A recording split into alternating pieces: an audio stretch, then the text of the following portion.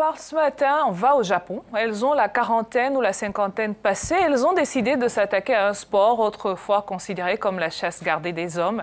Les femmes prennent d'assaut le culturisme pour briser les stéréotypes sexuels dans un pays où le débat sur la beauté est constant.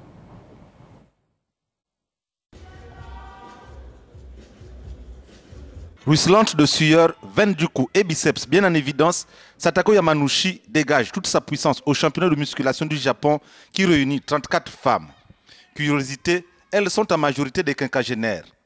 Grâce à sa pratique, la figure de proue du culturisme féminin japonais d'1,58 m pour 50 kg estime contribuer à briser les stéréotypes sexuels dans un pays où le débat sur la beauté est omniprésent.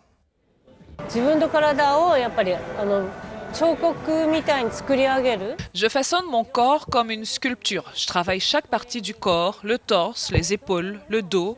Je développe mes muscles dans les moindres recoins, comme on pourrait sculpter une statue.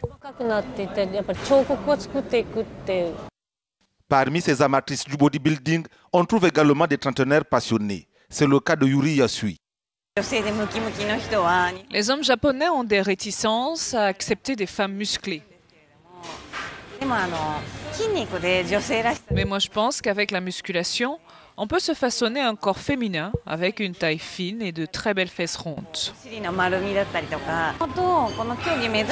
Quand je me suis lancée dans cette voie et que j'ai commencé à m'entraîner, mes parents, ma famille, les personnes les plus proches qui me côtoyaient s'y sont fermement opposés. Ils ne pouvaient pas concevoir que je prenne des poses en maillot de bain devant des gens ou que je montre mes fesses en public. Le nombre de bodybuilders enregistrés auprès de la Fédération nationale du Japon a presque doublé au cours des 6 dernières années pour atteindre environ 3000 personnes, dont 10% sont des femmes.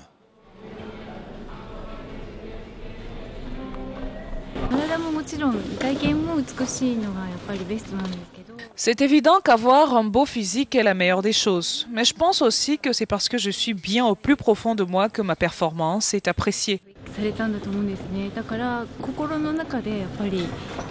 C'est quand on brille de l'intérieur que ça se ressent sur le physique.